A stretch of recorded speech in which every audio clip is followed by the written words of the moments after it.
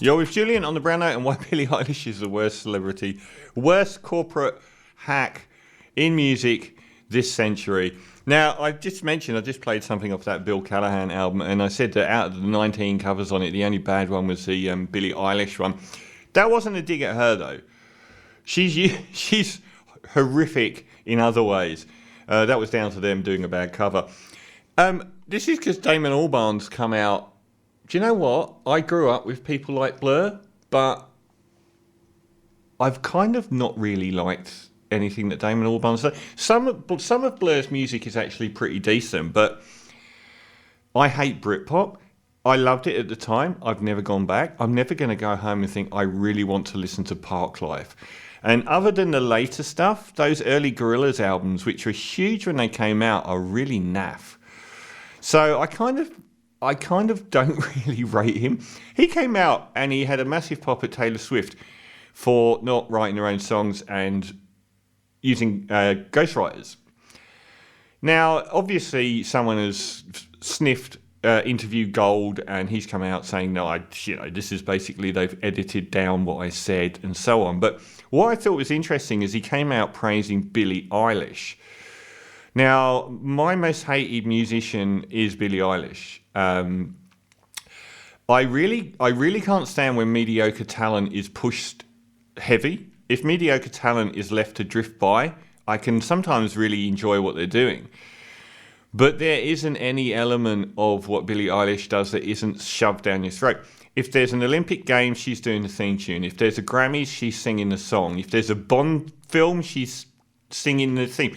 Her Bond theme is terrible. It is even more boring than Sam Smith's. She does the same vocal croaky styling on any record. But the thing that annoys me, you can do a Bond theme, but you do not deserve an Oscar for it. She's going to get an Oscar. So she'll have an Oscar, but she just doesn't deserve it. Shirley Bassey doesn't have an Oscar. She did Goldfinger. She is everywhere. She is, when I go to my local Coles, she's there. She's in every single opening, every event. She'll headline any festival.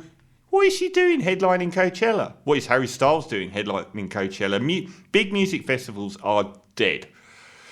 If 10 years ago you would not have had those two acts, they don't have the catalogue of music to headline one of the world's biggest music festivals, even though Coachella is one of the world's worst music festivals.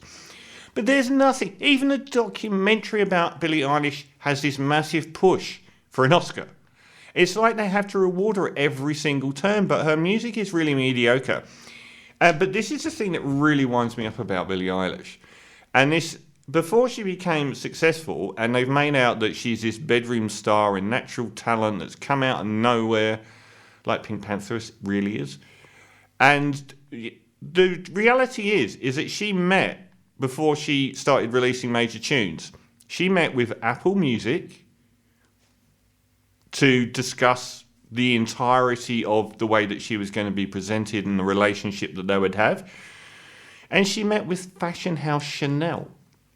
How many bedroom stars do you know, before they're releasing music, meet with fashion house Chanel to define their image? Every photo of her, she's pulling that same heroin chic face.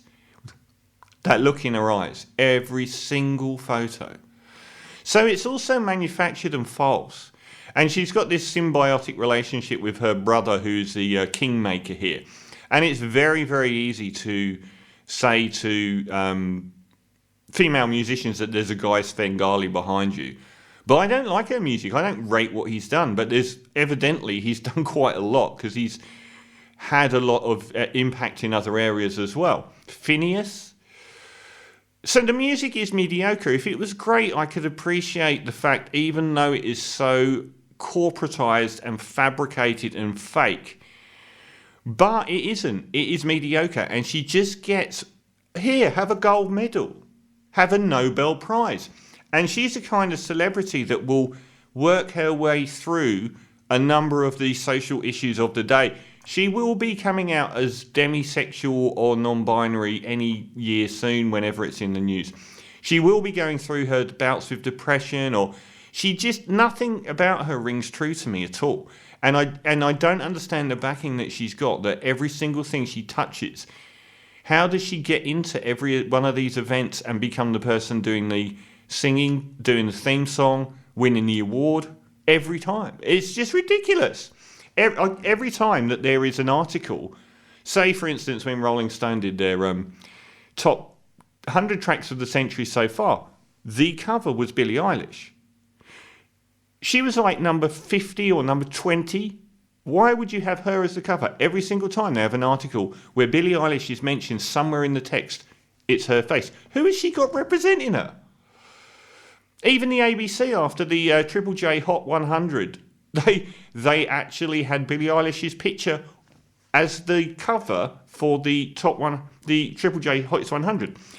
Now, the winner was an Australian act covering an Australian, so they used the non-number one track by Billie Eilish as the cover. So Damon Albarn, you're wrong to have a go at Taylor Swift and use Billie Eilish as your example of someone that is deep and edgy. She uses a co-writer as well, but she's also the most corporate hack I can think of.